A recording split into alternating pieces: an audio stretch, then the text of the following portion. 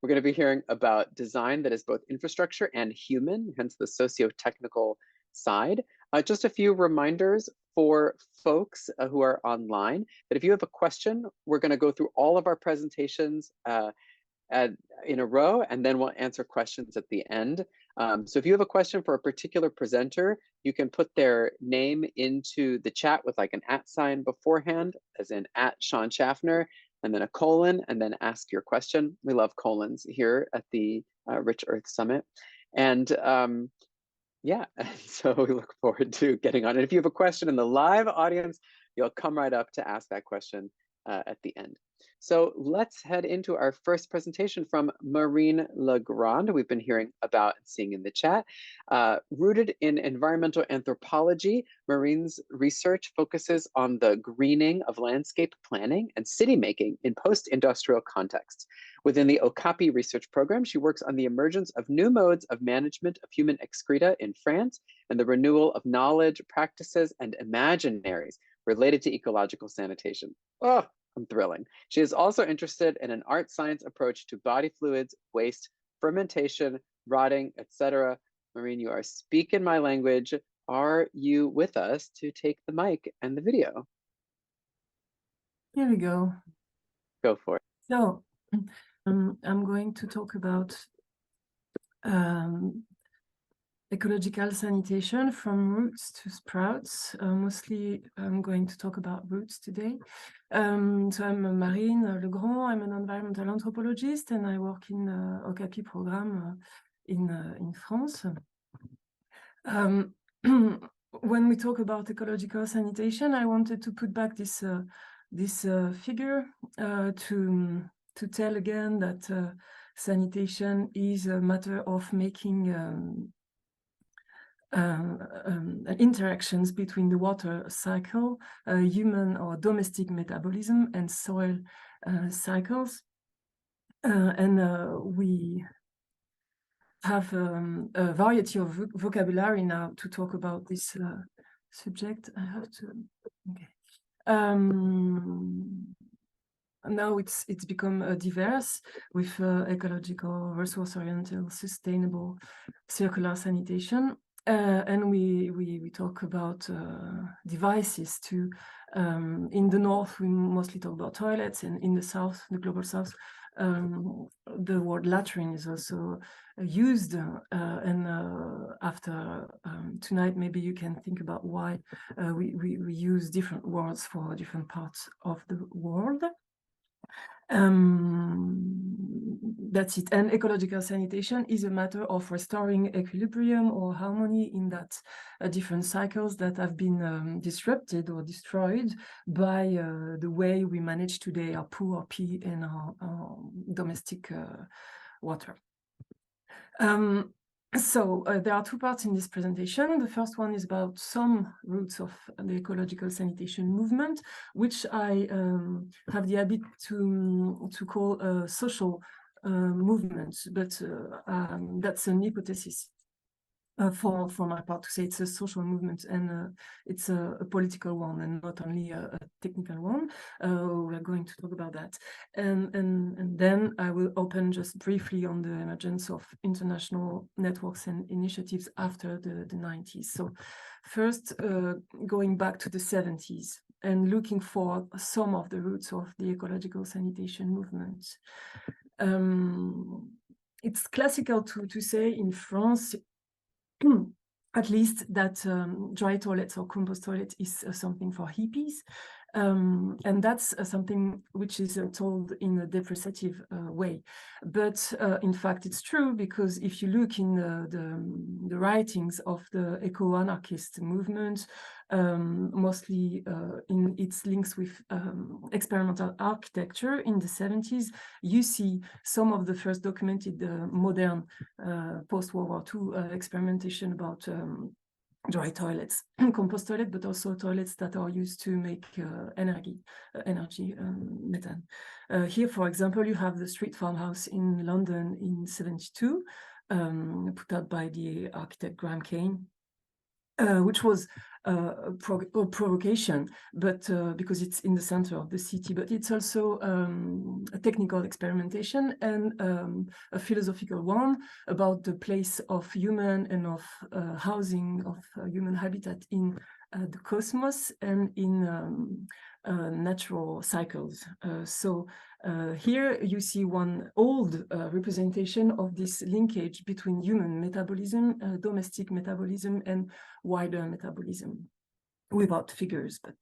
And then you have another classic quote, which is Friedrich Unterwasser in Austria this time, who wrote this famous text in 79, Ode to the Saint Sheet. For those who want to see it, it's on the web, or I can send it. I don't want to shock anybody, but I will read it anyway.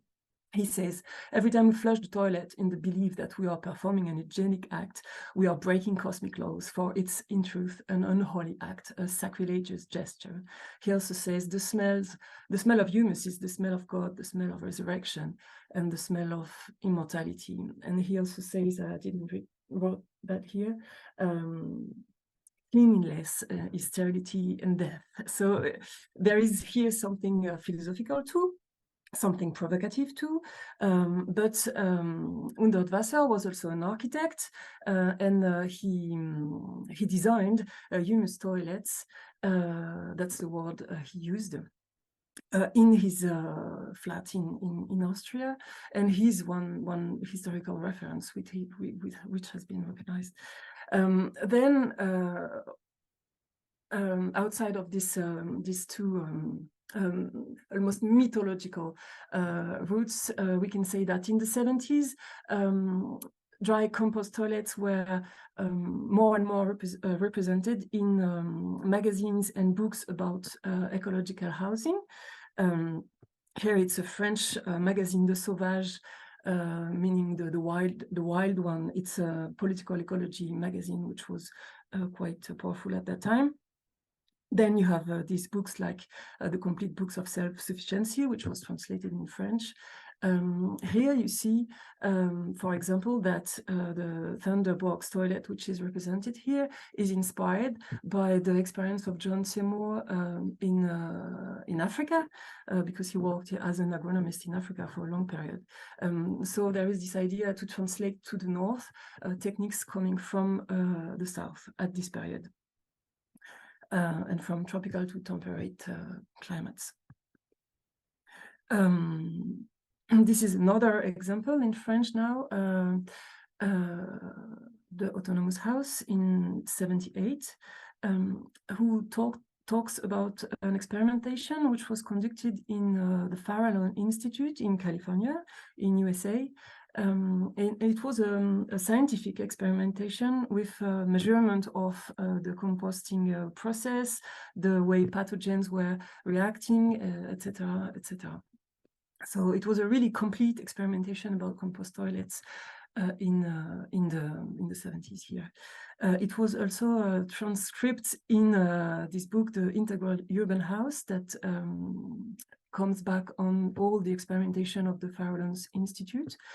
Here it's also interesting because you see this kind of cosmic or new age design, but it's a technical book about how to build an autonomous house in the city. And so here you see this mix between something which is spiritual, political and technical in all this experimentation. I'm only showing a few examples here, but to see what was the atmosphere, I would say, at this period. Now I want to come back more precisely on the Clivus Multrum example, which is a classical compost toilet design now. And it was first prototyped in 1939 in Sweden by an art professor who patented it only in 1962. Then it was in 1973 that Abby Rockefeller from the Rockefeller dynasty created Clivus Multrum Inc., if I don't make mistakes, in order to be able to acquire it and then to commercialize it. And then she became a real advocate for ecological sanitation during the 20 years that after until the 90s, when, for example, she was part of a workshop at the World Bank on sustainable sanitation. So here you see another kind of links between Europe and the United States, between Sweden in particular and the United States, in the emergence of the first compost toilets which were commercialized. And then you see the beginning of these international collaborations for promoting sustainable, ecological or sustainable sanitation. In the 70s, you also, after the movement for autonomous housing was started, you start to see published books which are specific to ecological sanitation. For example, Goodbye to the Flush Toilet in 77, by an author that also produced a book on renewable energies at the domestic level. You also have the toilet papers from Sim van der Rijn, who was an architect who wrote a lot about ecological design and who was linked to the Fairlands project. And then you have the Stop the 5-Gallon Flush, which is more which is more turned to tropical context, but it's can be used everywhere. So it was written in Canada. You also have the Sauvage, who comes back in 77 on human excrement, and it's a whole issue on the subject. In France, the first specialized technical book on the subject was published, as far as I know, in 83 by a woman, Beatrice Trelan, who did a real bibliographic work, a very precise one, mostly from the American bibliography she found at this period.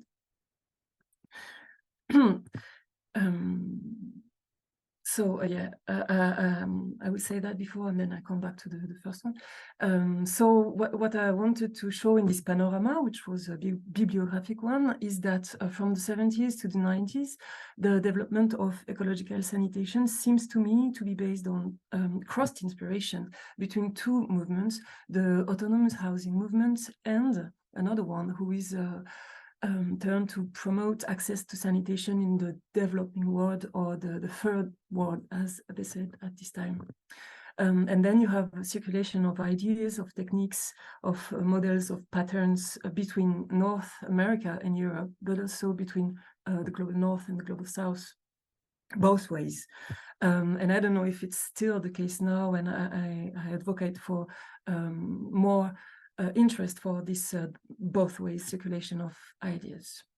To finish, I wanted to make a glimpse on the emergence of internet at the end of the 90s in Europe. I don't know for what happened in North America then, but in Europe it was, I think, one of the tools which were used to develop ecological sanitation a step further. For example, when I ask now to people from the Ecological Sanitation Network in France, the RAE, what was their first reference, some talk to me about these books from the 70s they wrote, or they were they read, or their parents were reading. But they talked also a lot of the first website on the subject, which was Autarcie, which was created by a Belgian engineer. Which is funny. What is funny here is that Joseph Orzag was strictly opposed to urine separation, but now he's dead now, and now the subject has taken another pathway. And I wanted to make an homage to Anne Rivière, who created an NGO, Eau Vivante, so in the 90s, to promote ecological sanitation in France. And she has this idea to put showcases in every region, in every department. And she started to do that. It didn't last, but then internet took the sorry, now I'm losing my English, was launched, and now you see hundreds and thousands of tutorials and of information on this subject now. So for it's really impressive how it has spread, how it has been democratized. And just to Thank finish, you, Marine. I'm going to ask you to wrap it up. Yeah, go ahead. yeah, it's my conclusion. Just to say that now you have networks in Europe, in France, in Switzerland, and in Germany, and they are connecting this year for the first time, just next week. So I wanted to announce that to finish. Thank you. Thank you so much. So why don't we head on out to Lucas Crane and Ashton Merck. Lucas and Ashton, that is your warning to get yourselves ready. And so Lucas Crane is a doctoral student in environmental engineering in the School of Sustainable Engineering and the Built Environment at Arizona State University, where he's affiliated with the STEPS, or Science and Technologies for Phosphorus Sustainability Center. His current research focuses on advancing the implementation of urine diversion and treatment processes to recover phosphorus. Crane holds an MS in environmental engineering from ASU, and Ashton W. Merck is a postdoctoral researcher at North Carolina State University and also a scholar at the STEPS Center. Merck is an interdisciplinary social scientist whose research focuses on emerging risks in food and agriculture, and Ashton holds a PhD in history from Duke University. Dang, y'all fancy! All right, take it over. We look forward to hearing from you. So thank you so much for that very generous intro, Sean. Since you read our bios, I won't belabor who we are, and we're here to talk about technological and social dimensions of urine diversion systems in commercial and institutional buildings. Very exciting for this crowd, and we're affiliated with the STEPS Center. If you want to do next slide, Lucas. So the STEPS Center stands for Science and Technologies for Phosphorus Sustainability. It's a National Science Foundation funded science and technology center, and as the name implies, it's focused on improving phosphorus sustainability over the next 25 years through what they call a 25 in 25 vision. You can read more about that on the slide. All right, next slide. Turn it over to Lucas. Yeah. Thanks, Ashton, and thank you all for being here. Let's talk about urine diversion. We know that a variety of treatment processes have been demonstrated to remove contaminants and make valuable products from source-separated urine. And we also note that source separation has been linked to these additional benefits, such as mitigating eutrophication potential by reducing your nutrient loadings on centralized wastewater operations. So lots of research up to this point has been on these sections, our collection and storage, a lot on our treatment and that final product. We've really not seen lots and lots of implementation of urine diversion in the real world. Why is that? Well, in this research, we pose three major questions that we want to explore through a couple different studies. Where should we implement urine diversion? We address this by doing a phosphorus benchmarking study to identify different types of buildings where you might be able to have urine diversion optimally implemented. How should we implement urine diversion? We optimize a real urine diversion system on the Arizona State University campus, which, if you had watched that video a little bit earlier, we had some information on it. And how can we improve adoption of urine diversion systems? Here we studied stakeholder perceptions by doing expert interview analysis. So, phosphorus benchmarking in commercial and institutional buildings. Where should we implement? We suggest that commercial and institutional buildings are our most likely suitable spot to first implement urine diversion. That's because they have high occupancies, they have dedicated maintenance staff, and they often have stacked bathroom designs that make urine diversion very easy to implement. Now, benchmarking is a concept that's often used for design of these CI buildings. They often project potential water or energy usage so that they can then predictively design these sorts of buildings. And we think that we can take this benchmarking idea and apply it for urine generation and phosphorus mass recovery. So the specific objectives of this first paper were to do building level benchmarking. We developed those benchmarks and identified a couple types of CI buildings that might be most suitable for urine diversion. And then we looked at community level treatment, suggesting how we can change the decentralization of treatment facilities to implement at scale. Some of our major results from these, we looked at 8 different types of CI buildings, and separated these buildings into different occupant groups. Each of these occupant groups have different amounts of time that they occupy your building, and that corresponds directly to the amount of urine that they're generating and the amount of phosphorus that you can actually recover. But that doesn't tell the whole story, because it's not just the amount of time that someone's in the building, but also the total count of people in your building. And so based off of these two factors, your occupancy time and your occupancy count, we can find that hospitals, schools, and airports are very suitable because they have high occupancy counts. But buildings that may have high occupancy times, such as office buildings, may still be viable for urine diversion if you have enough of those buildings in your community, especially if they're densely located. Now, we also looked at water savings in this study, and we think that especially for these implementations of urine diversion in, say, these CI buildings where you're running off of these flush systems, having waterless systems can greatly impact your near-term benefits for urine diversion, especially with our focus within the scientific community on water conservation. And so we project that you can have somewhere between 10 to 25% water savings in these CI buildings, which is a very, very big benefit. So that's the buildings that we should implement urine diversion. But where should we actually treat urine? You might be able to have some situations where you can have fully decentralized urine treatment. This would work very, very well if it's organization specific in places that have high flows of urine or potentially have unique urine chemistry. And we suggest something like a hospital or a university for this. You can also have treatment facilities that are serving larger groups of buildings, but are specifically located so that they target buildings with high individual urine diversion potential, such as a school. And lastly, you can have treatment facilities that are serving a larger group of buildings. They're not necessarily targeting any one particular building type, but instead they're targeting an area that have a high density of these sorts of buildings, like an office park. So that's where we should implement. But how should we actually implement these systems? We know that urine diversion systems, if we leave them alone, you can have lots of stagnation of the urine within your piping system, causing these increases in pH that lead to precipitation and consequent clogging. We all know this. That's the main problem with, say, waterless urinals. But we have done some research that shows that chemical dosing with acids such as acetic acid, which is a common household cleaner, can decrease that urinal pH, or the urine pH, and you can prevent this precipitation from happening within your piping system. You can also change your dosing strategy based off of, say, predictive occupancy patterns or potentially off of your desired product. For example, if you want a urea product, you want to fully stabilize your urine, so you may have very aggressive dosing.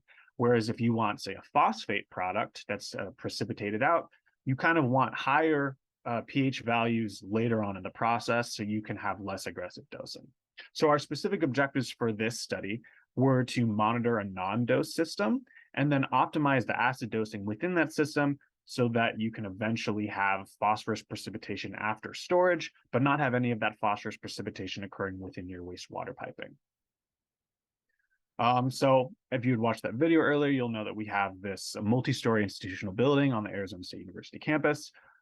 We worked with the building maintenance and the building designers to have this system where we can pump urine at the point of use.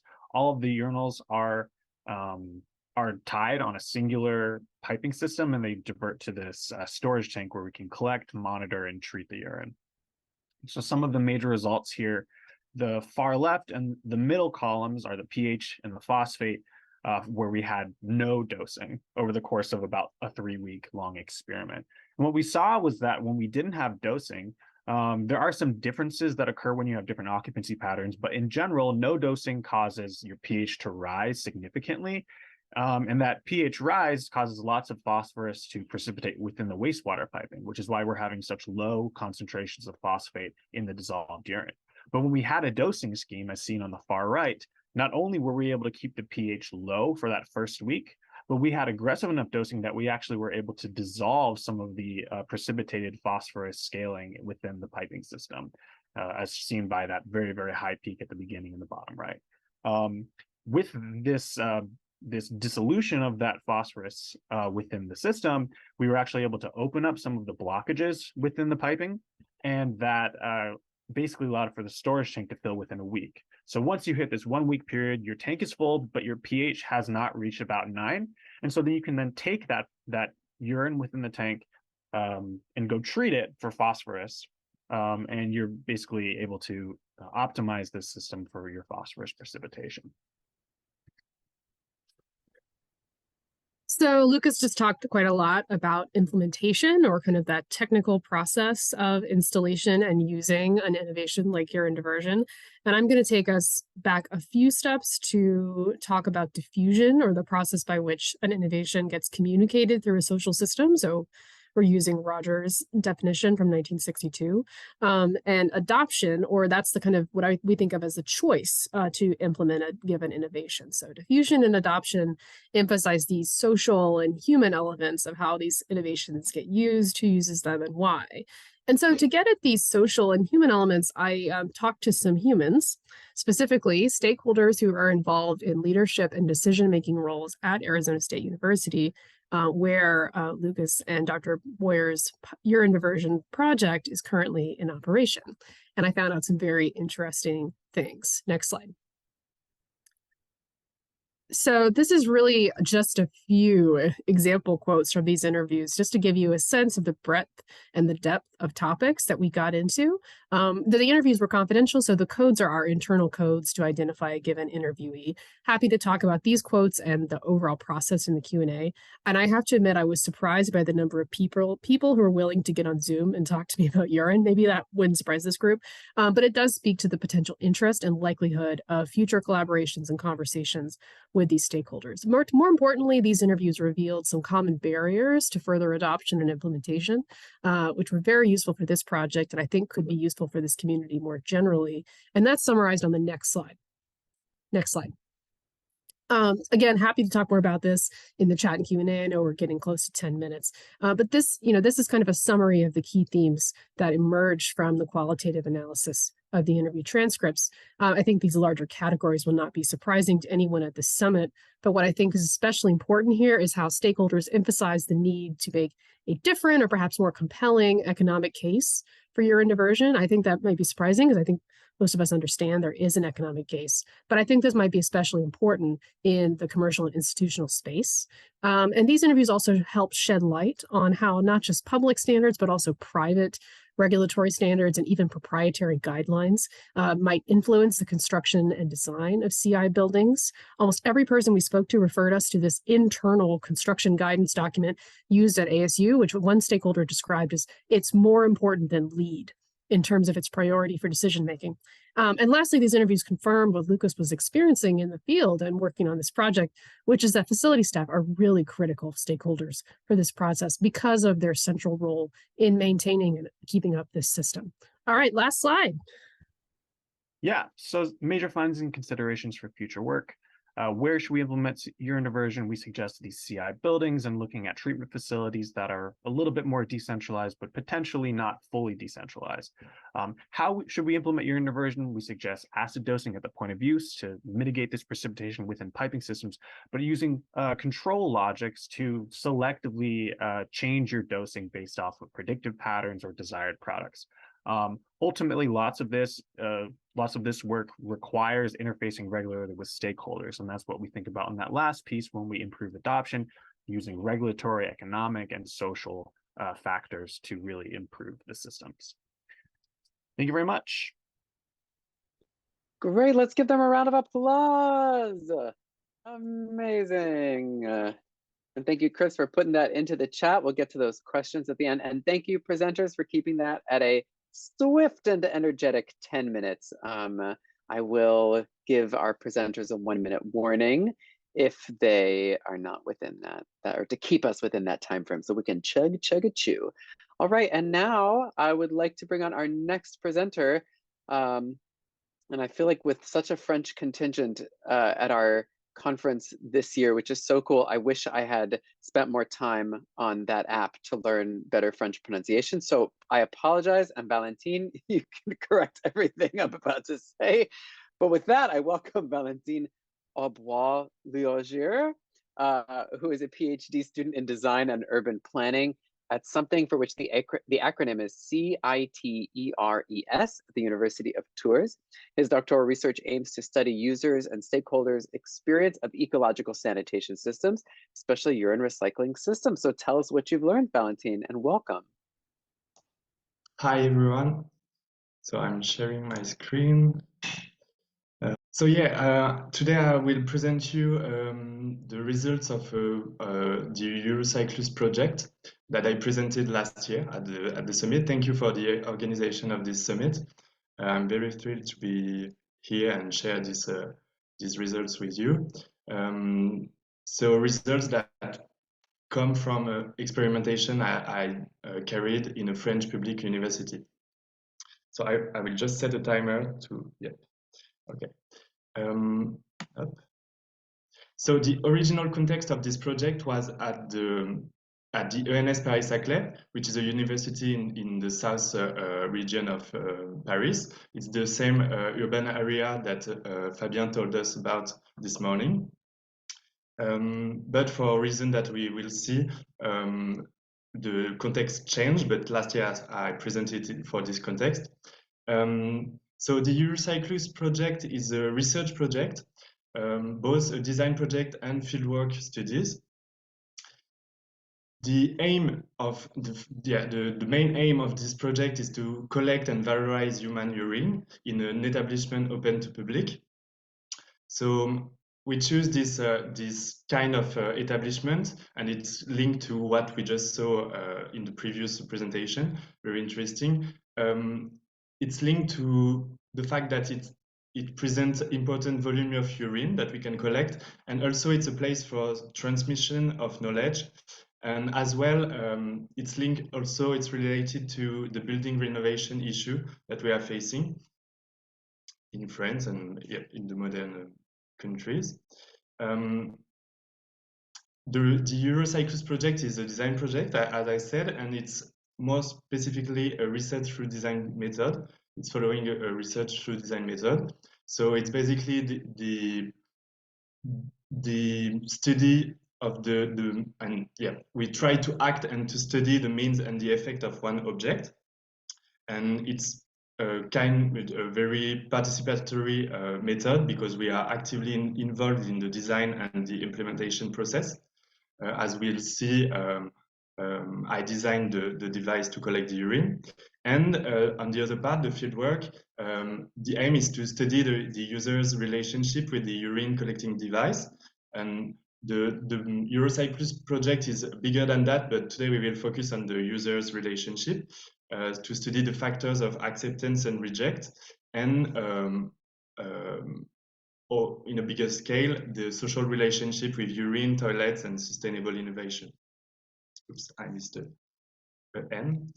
So I will not really develop this diagram, but we will focus mainly on this part today. But just for your information, the treatment that we choose for this project is just a storage for 6 months. I will not explain why it is important to recycle urine. I think everybody here know why. So the new implementation context is in a university in Tours.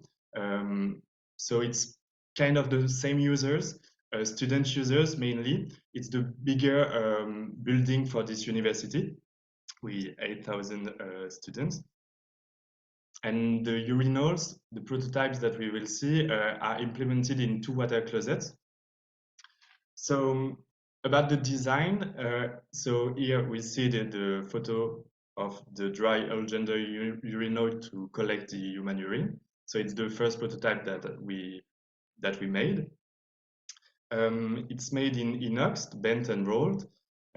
It's put in a closed room, so the water closet, and it has a high as conventional flushing toilet seats. There are 2 goals for this object. The first one is to obviously collect urine, but on the floor level, meaning that we can implement it in an already built building. And the other aim is to go beyond gender division. The first aim is to collect urine on the floor level through an autonomous device. So the device that we see here, the urinal is put on a box, fixed on a box. It's a wood box with a lock, and inside the box there's a tank that collects the urine. And on the other part, for the gender division, the idea is that ecological sanitation could be an opportunity to try new things on this subject. So this urinal is made for everyone in a way, not disabled person, but yeah. And you can be frontward or backwards. I also designed signalétic elements to explain the system and to guide user experience. So we can see a little persona droppy, so drop and p, that help the users to understand the systems and also the postures, guide them to flash the code to respond to the survey, etc.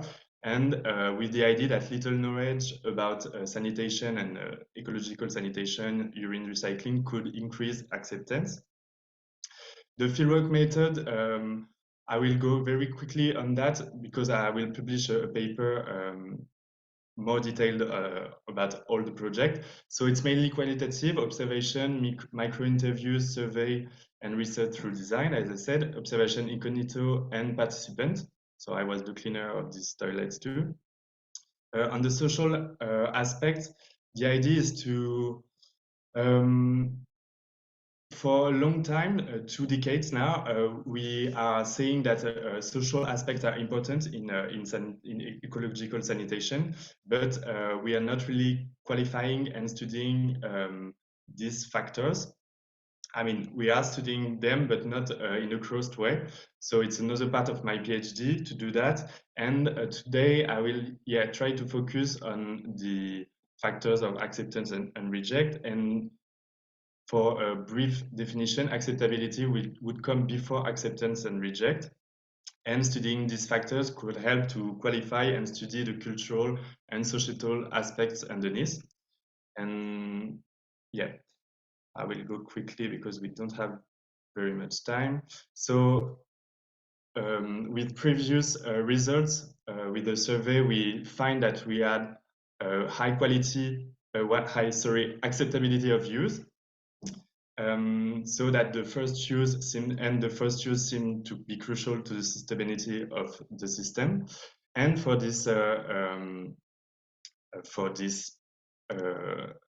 fieldwork, we also have a high acceptance of use with 80% of the survey respondents that use the urinal, and 100% of them would use it again.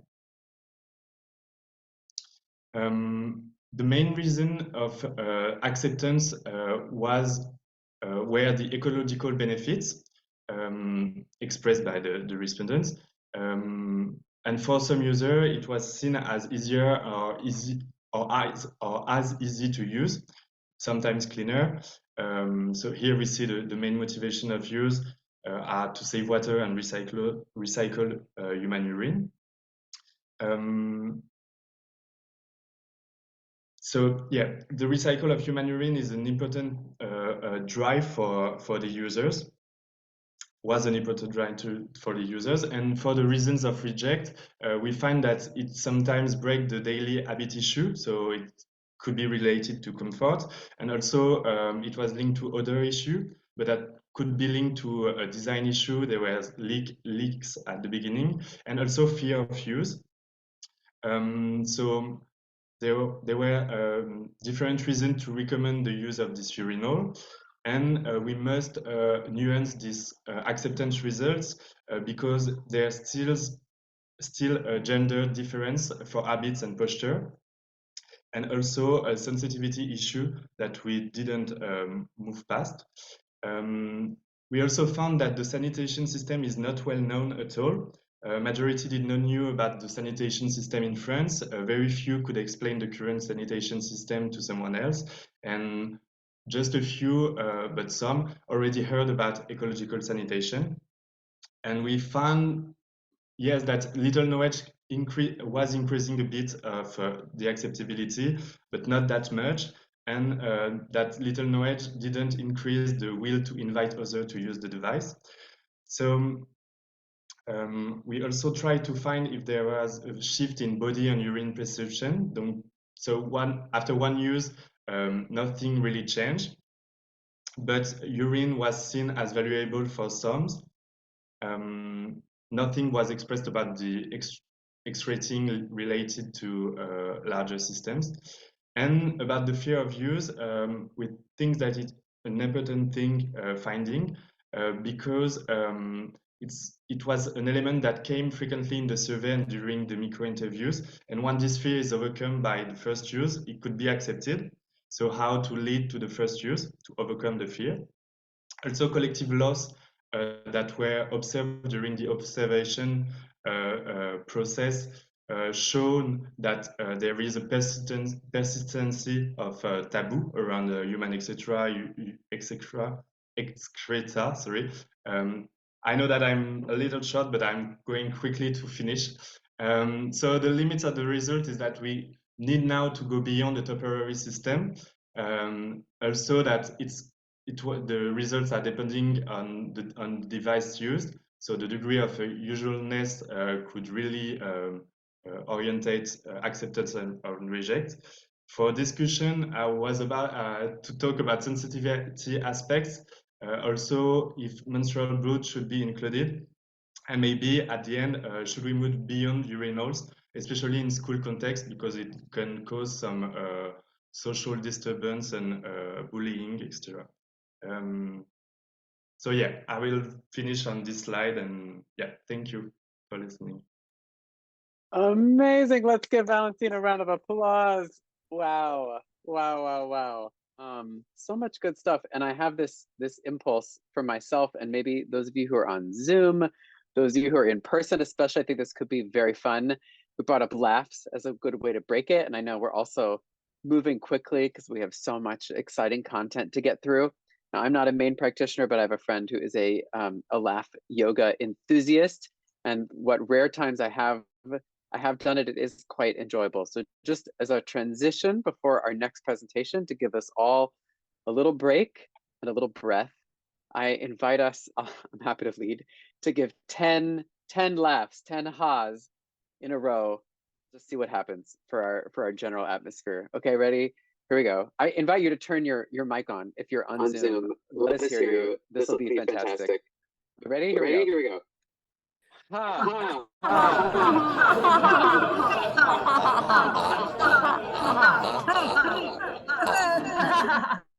Please mute yourselves again, but that brought me so much joy, and I hope it brought a lot of you joy too. So with that, let's take that energy into our next presentation by John Lansing.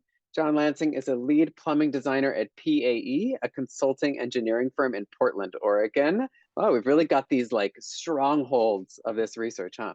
John specializes in applying sustainable solutions to plumbing systems and research on international engineering design guidance.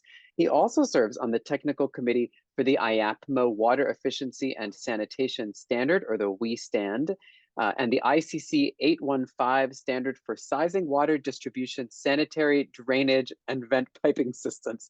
Which is also the name of a romance novel I love, I'm sure.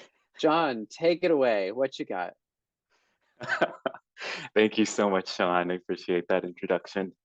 So we're going to be talking about fixing the broken nutrient cycle with the 3-drain plumbing solution. So I'll be covering some design guides and resources that I've collected internationally, namely these 4 right here. One of them is the Laugh and Save installation guide. Another is the We Stand publication by IAPMO. Pat, I, and a number of others worked on that one. And the NTR 3216 Dutch drainage plumbing code, and the ST25 report that also came from the Netherlands. So why 3 drainage systems? Well, separating the drainage allows us to pursue a separate recycling approach. Water closets represent 30% of the drainage leaving a home or apartment. And if we combine that drainage with the 70% of drainage from all of the other fixtures, we've contaminated 100% of the drainage leaving the building. So just like plastic, paper, and glass, if we don't separate them, they tend to end up in the landfill. So a separate drain for urine, a separate drain for gray water, and a separate drain carrying the feces. So urine drainage components. Let's talk about the water closet and the urinal that leads to the separate drainage piping system, then to the urine storage tank, and then the urine processing equipment. We've heard a little bit about the multitude of ways that we can process that urine for agricultural use or other purposes. So another key thing here is with these 3 separate piping systems, we need to utilize simple piping scheme. So unvented drainage systems like the single stack will reduce the complexity and reduce the cost. And we know from research, testing, and design guidance from all over the world that this is a suitable approach, though it is not common in the US. So here's an example of the 3-drain solution in a mid-rise apartment building. We see right here, this is the gray water drainage. You can utilize a constructed wetland and or water recycling equipment here. Here we have the feces drainage. Maybe it's sent to a vermiculture composting system. And here we have the urine drainage. Goes down to the storage tank and to the processing. We have the air admittance valve at the top. This is a mechanical one-way valve to reduce the loss of nitrogen to the atmosphere. We'll talk a little bit about that. Most importantly, we've got the water closet fixture selection. There's a lot of different urine diverting water closets. Talked a little bit about the Lansing and the Wassmann. I got to see the Lansing in person at AVOG. That was really exciting, seeing that for the first time, getting to flush it. It's very cool. So here's the air admittance valve I mentioned. So no open vent termination to the exterior. You'll lose a lot of that nitrogen.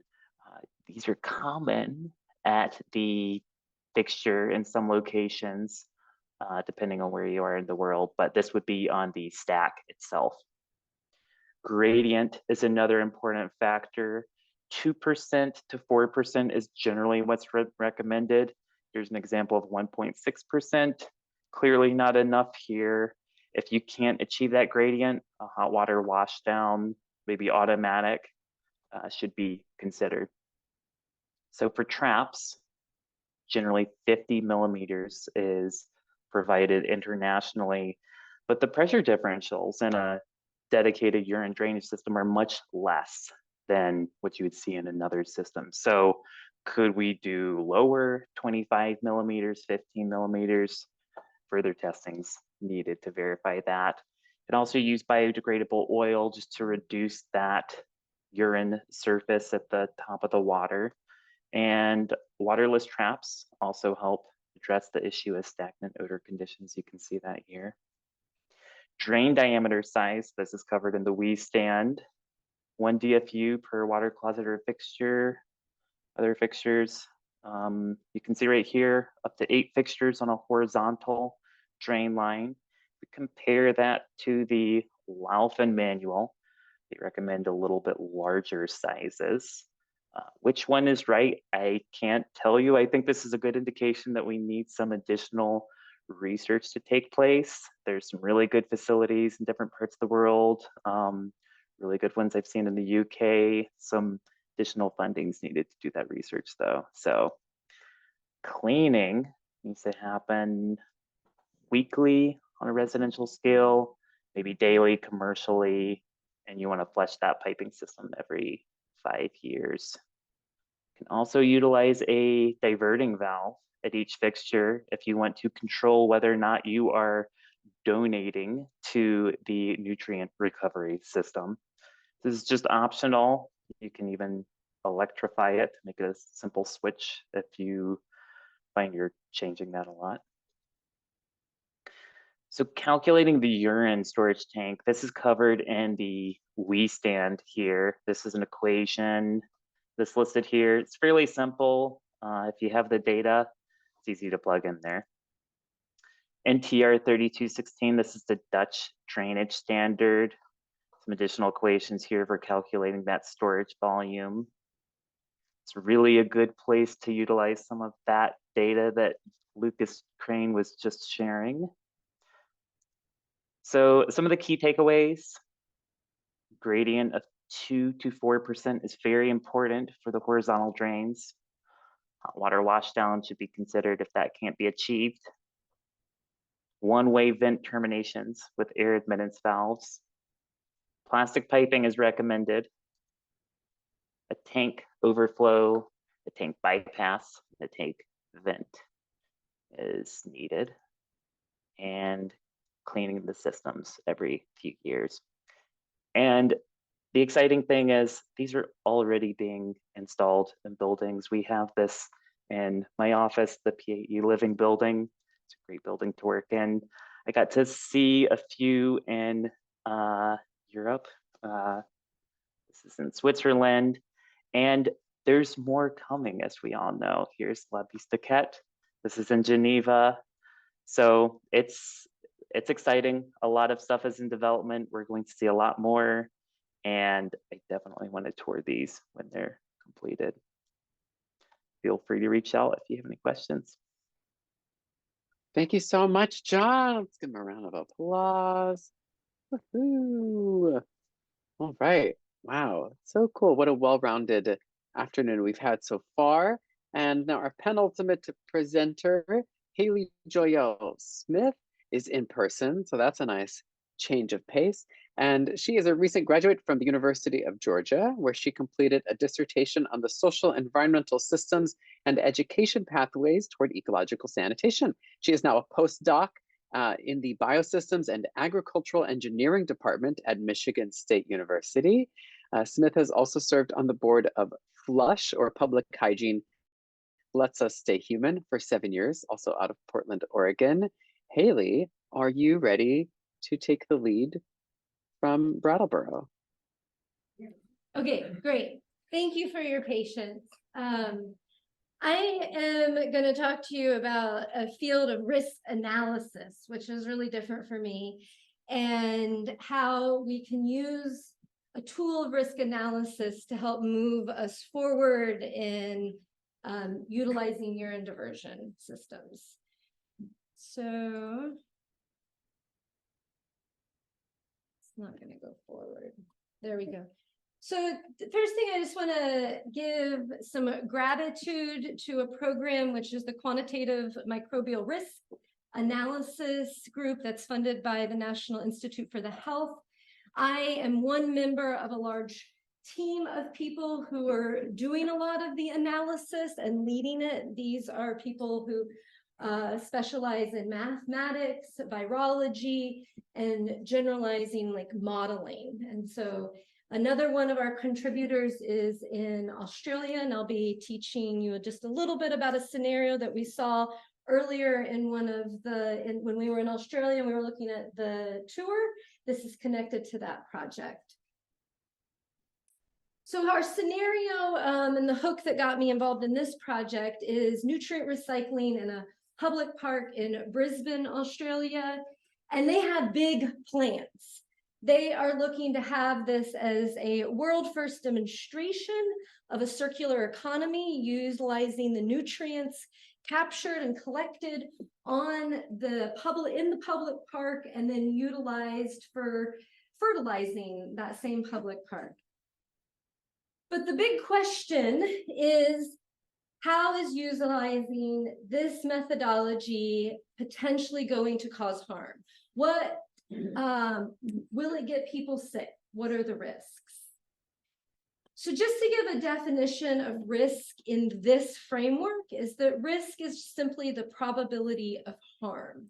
And harm is a really relevant term here when we're thinking about system design and sociotechnical dynamics, because We as human species, one universally recognized value is that we don't want to cause harm to the things that we care about. So when we talk about social motivation and concern, we want to think about harm.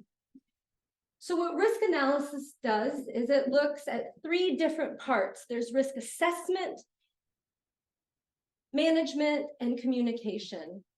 Risk assessment is what we're really going to focus on today, and that's where we really get into estimating that harm, characterizing the exposure, what could possibly happen.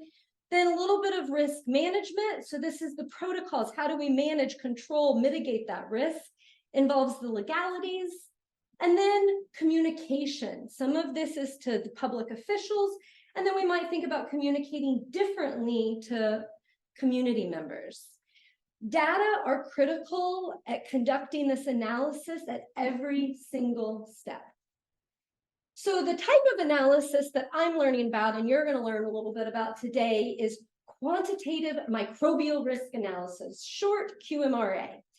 And the main process is that first you have to have a hazard identification, and then looking at that exposure assessments, the health effect assessments, and ultimately our aim is to get a risk characterization.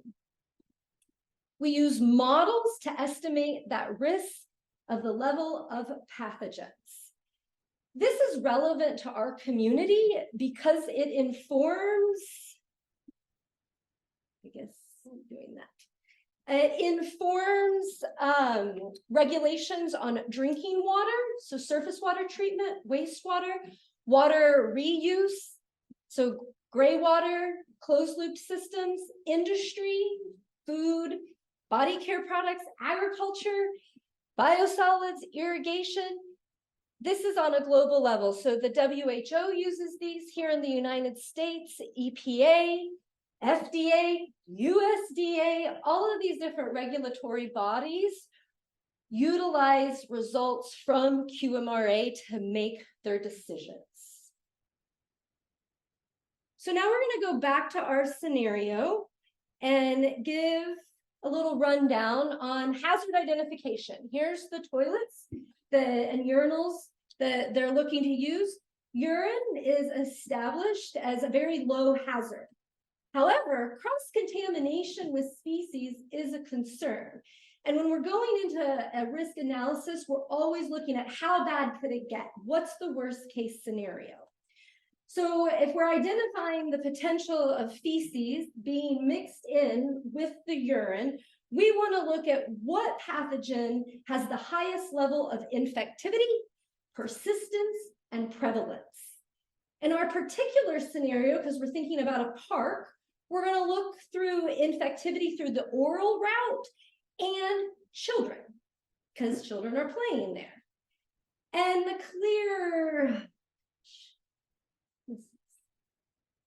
the clear winner are 2 viruses, adenovirus and rotavirus, that fit the descriptors of being our highest risk pathogens.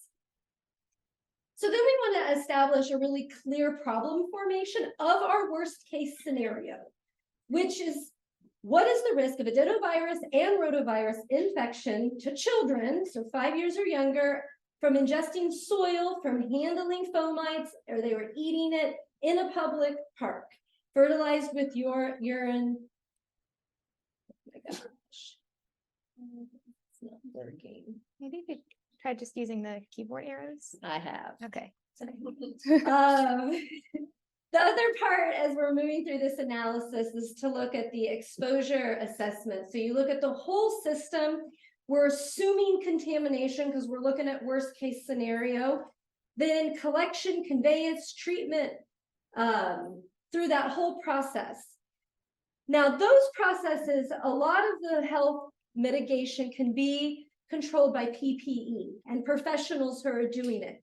But the trick here is now we're introducing the public, so this child, that we're not going to pretend like we could control. All of that data is important because the modelers who are creating these systems, conducting the quantitative microbial assessments, create equations that help us understand the pathogen concentration, and then they run the models. We're not going to go through all of these equations, but the point is that you can see that we have to have a lot of different data, and some of this data can be difficult to find.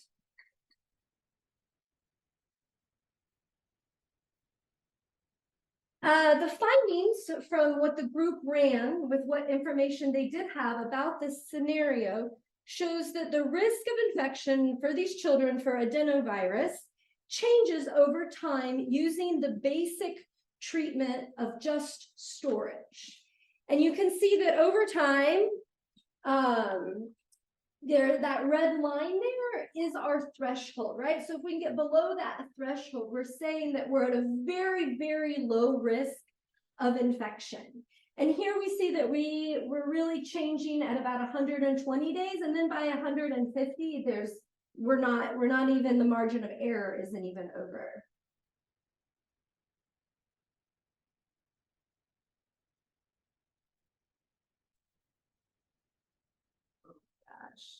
There we go. For rotavirus in children, it's a lesser storage time. We hit that at a 45-day mark. So now that our risk characterization is finished, we're just a little reminder here of all of our assessment is over. We can utilize this evidence to inform risk management.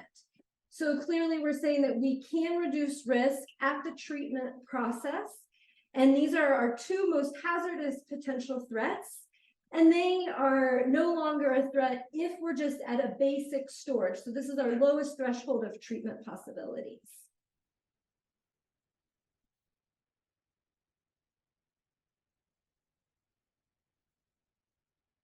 We can use these management protocols and this information to think about how we're communicating. So two things we've learned from just this one simple study is that we can see that there's international recognition that the risk of infection from pathogens in urine is very low.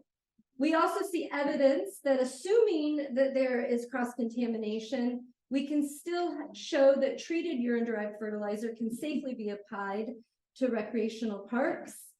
And even more specifically, we have data-driven models that show that storage of urine for more than 120 days effectively reduces the risk of infection from pathogens that may have unintentionally entered the system via cross-contamination of feces.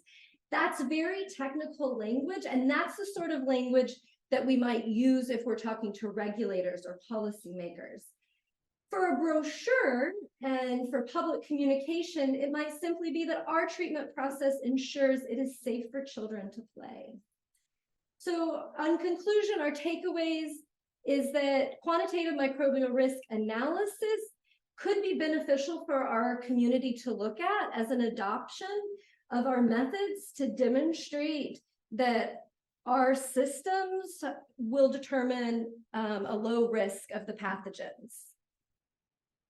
The findings from the models can support our safety regulations, and results can give us confidence in management and messaging. And then lastly, data is a key to establish reliable models. And the group doing this work had a really difficult time finding the appropriate data.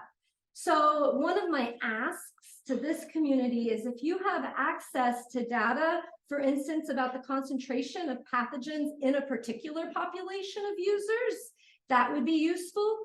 Also, we don't have a lot of data on the absence of the pathogens of urine. Something I kept coming back to the group about is, can you run a model of just showing that there is no hazard?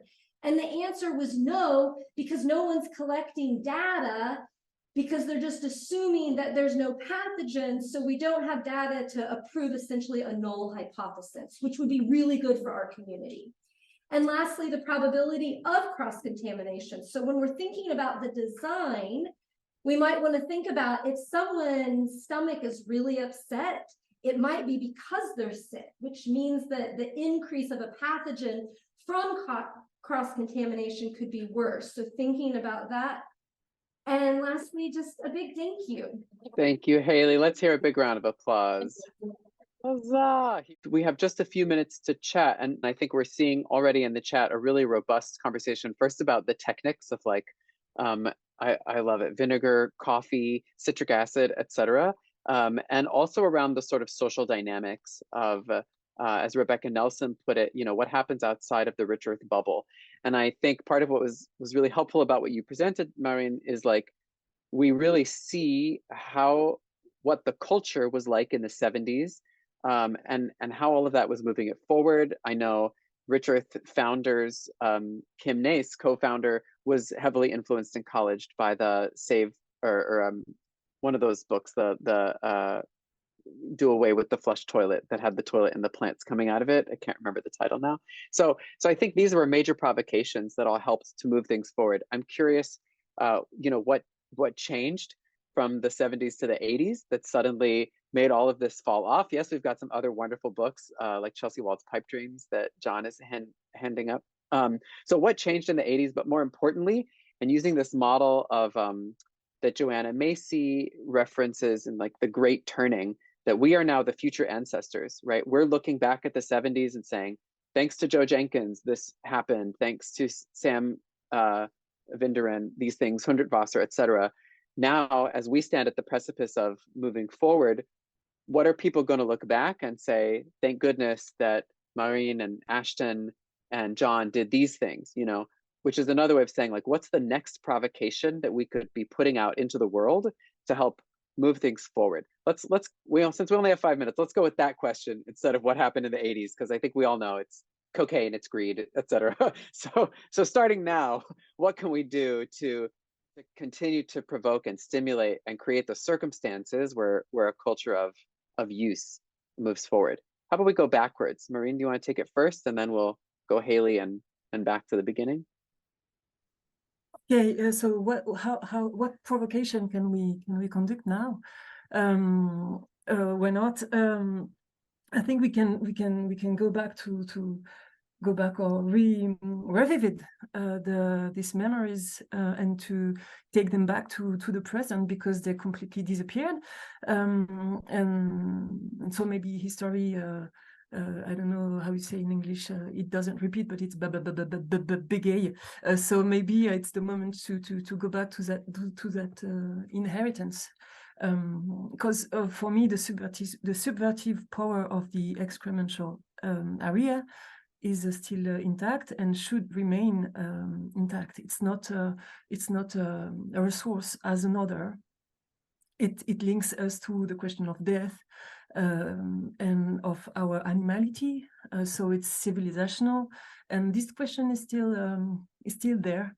And when you see technical presentation, it's not addressed, and it doesn't need to be addressed all the time. But for this subject to gather a larger audience and be powerful enough to help us change society in a wider sense, I think this subvertive dimension need to be taken back. I don't know if it's clear, but yeah. Thank you, Marion. And I see maybe Haley, are you at a microphone as well? I am. Can you see me? We can. Okay. Yeah, good question. I think some of it is we have seen a shift in the concept of globalization. And one of the benefits of that is that we're understanding how we are all connected and embracing this concept that we are of nature and part of nature is one way to kind of shed this ethos that we are separate from nature, which contributed to wanting to have this purity of not embracing that we can create a natural resource. So I think on a social paradigm shift, the messaging and feeling empowered that we can be creating a natural resource, that we do create a natural resource if we use it wisely. And then the second thing, and maybe this will dovetail with the next person, is I love seeing these examples of large scale systems, is that it's spreading. So yeah, thank you, Haley. And it's not to deny, I feel like everything we saw today are provocations that move it forward, right? Being able to say really clearly, here's how we communicate the risk, or here's this other kind of pipe that can help to make this system implementable. All of these are moving us forward. So it's not to deny like all of the stuff that just happened, but as we continue to iterate, John, what do you think? You know, I can't think of anything too much more provocative than installing a urine diversion and nutrient recovery system in a brand new residential building. And that's where we can make the most impact too. And I'm just so excited seeing all the projects taking place in Europe. And I have plans to get this implemented in some projects in the US, maybe Portland, Oregon, maybe Vermont, maybe some other special place, but it's going to happen and very excited about it. Thanks, John. And part of what I hear there is like, how do we move this out of the realm of theory and into the realm of real conversations? And some of that is just making these projects happen, that they become proof of concept, they become opportunities to really try out new models. I think the fear is that things go badly, they could go very badly. So there is some protection that needs to be in place. Yeah, Valentin, how about you? Thoughts you wanna add in? Not really. I do agree with the fact that we need to address the political and social aspect of technical systems, of course. But yeah, I agree with what you just said. Yeah, great. Well, I'm going to the UK for a conference in December, and now I wish I was coming to France because obviously there's so much exciting proof of concept to see there. And if the sexiest nation in the world can do it, why can't, Americans, right? Okay, Lucas and Ashton, do you have any thoughts you want to give out before we wrap up? Yeah, I'll just give a quick snappy answer. I really like what John is up to because I really think that's an important piece of this, which is attending to kind of the boring stuff, the laws, the regulations, the standards, the cost, make it easy, make it the default so that the stakeholders don't actually have to think about some of the complexities and the things that we're thinking about here, that they can go, oh, I can install this, great, done. So yeah.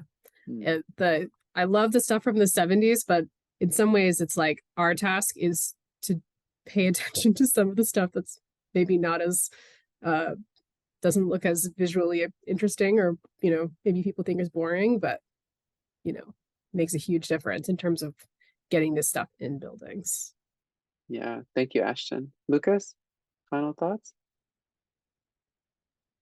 Yeah, I mean, I completely agree. I think that there are a lot of social complexities that occur with these sorts of treatment systems, especially when considering its sort of lack of implementation. We're almost pushing forward a technology that is going against the grain of the entire wastewater industry. And so it's going to require a lot of work, not just technical work, like getting down to all of those nitty-gritty details that people don't really want, but then finding significant drivers that are very location specific. Every single place has different characteristics about it that may mean that maybe nutrient recovery is an important thing, maybe water conservation is an important thing, but finding those and posing the question to stakeholders correctly will really push forward the implementation. Thank you, Lucas. And I love the examples that came up in the chat, again, spurred on by Rebecca's question of like, in Arizona, maybe it's water conservation. In Florida, maybe it's eutrophication. So what are the issues that get people moving? And part of what I'm hearing as I congeal this is like, I'm looking back to that ecosystem, that image that Marine showed us with like that beautifully pooping individual connected to a whole sort of bubble of an ecosystem that we have to make it easy for all of the stakeholders, right? Legislators need to know, like, here's how you plug and play. Users need to know, here's how you plug and play. Regulators need to know, here's how you plug and play. So as far as I see it, it's not one or the other, but it is all of these things coming together.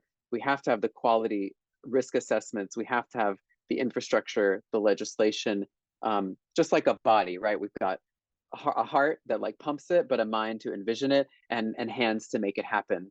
We could build out that further, that metaphor, but together as one great peeing and pooping and breathing and loving and imagining body. I do believe this is something we can all begin to or continue to move forward. So let's give one final round of applause for all of our panelists. Huzzah! You can do 10 more laps on your own time when this is over, but as we're just a few minutes over, I hand this back to Jamina Shupak to find out where we're going next. Awesome. Thank you so much, Sean. And that was such a beautiful imagery to end on. And thank you again for facilitating that last panel of the day.